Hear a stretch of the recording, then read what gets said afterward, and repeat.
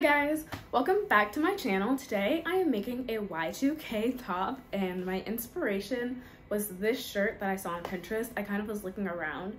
So originally I wasn't really into the Y2K trend and I saw a lot of people using it, but then one day I got this fabric on a whim and then recently I was like, oh my gosh, I can make a Y2K top with it. So that's what I did. Y2K, I'm pretty sure stands for year 2000, but it kind of like characterizes the fashions from like the 90s to the 2000s, and it's very like futuristic and colorful, and some of the people who influenced it are like characters like Carrie Bradshaw from Sex and the City and the Bratz doll. And the elements that I went for from this trend are the like tie front and the like translucent fabric. So I really hope you enjoy it. Don't forget to like and subscribe. Comment down below. I had a blank there. Follow me on my social medias and let's get into it.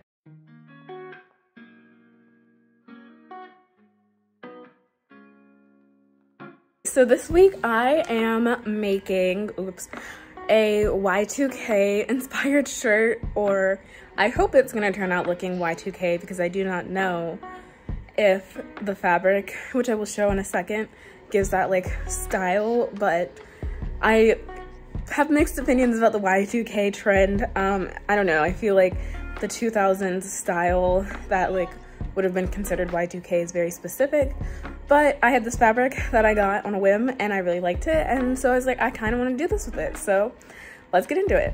This is the fabric. It's very interesting. I got it from the remnant section, so I don't know if it's gonna look Y2K, but yeah.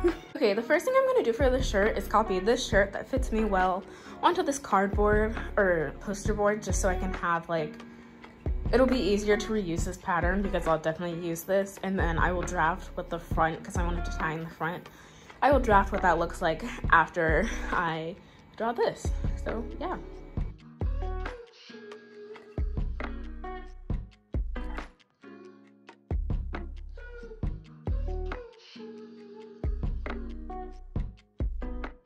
So now that I have the back cut out, I mean this would technically be the front too, I'm going to trace, and I'm probably going to trace until the middle, and then since I want it to be a V, I'll slope it down here, and since I also want it to tie, I'll probably slope it up and out a little bit.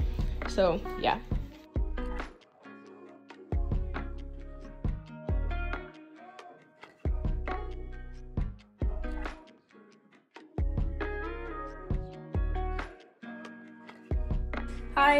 Hi, my phone is in my filming setup, and I didn't want to take it off and take it back on, put it back on, so here I am from above. It also keeps falling, but anyways, what I'm gonna do next is draft the sleeve like I always do, where I use the armhole, but what I'm gonna do differently is because I want them to bell out like the photo that I should have included earlier at some point.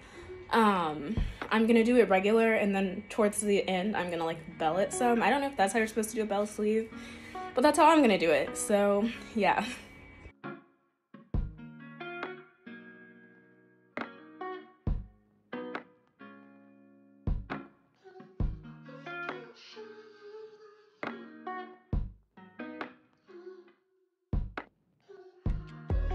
Okay, I have the pattern pieces cut, so I'm going to get ready and cut them out.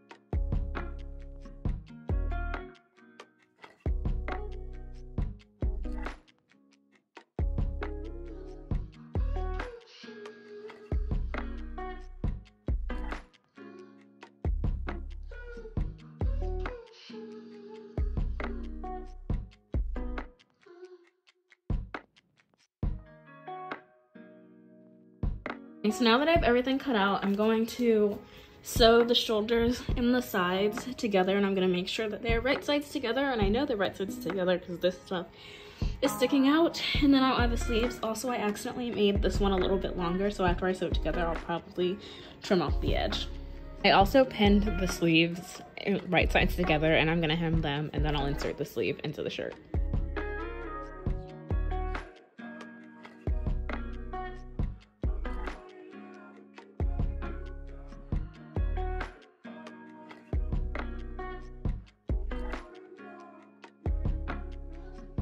So because I didn't use the serger, since this material is see-through and I just used a zigzag stitch, I'm now gonna trim close to the edge just so it can look a little bit neater.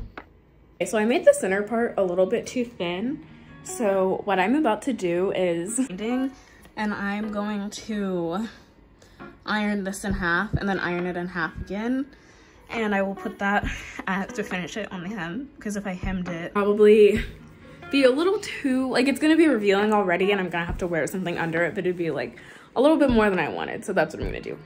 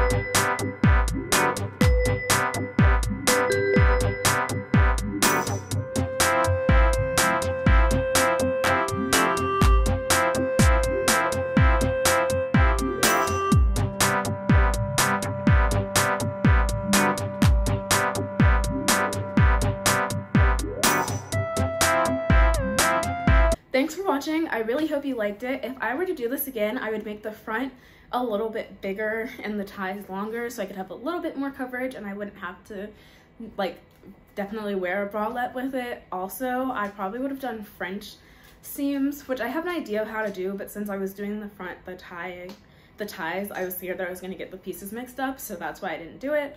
So some things to consider if you do end up doing this, but don't forget to like and subscribe, comment down below, and comment down below your favorite 90s/2000s celebrity or celebrity look. Follow me on my social medias, and I'll see you next week. Bye, guys.